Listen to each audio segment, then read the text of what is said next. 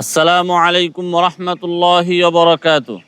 আল্লাহ সুবহানাহু ওয়া তাআলা পবিত্র কুরআন মাজিদে অসংখ্য জায়গায় ইয়া আইয়ুহাল্লাযীনা আমানু শব্দ ব্যবহার করেছেন।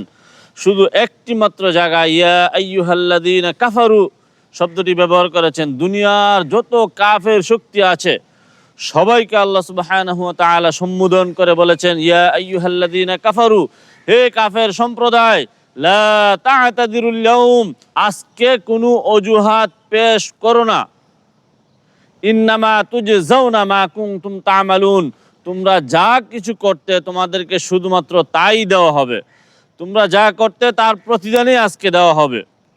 অতএব কাফের শক্তি যারা আছে তারা আজকের এই বিশ্বে যতই বাহাদুরি করুক, যতই মুসলিমদের উপরে অত্যাচার নির্যাতন করুক না কেন, ঠিক একদিন না একদিন আল্লাহ সুবহানাহু ওয়া তাআলার কাঠগড়ায় দাঁড়াতে হবে। তাদের বিচার একদিন হবেই হবে ইনশাআল্লাহ।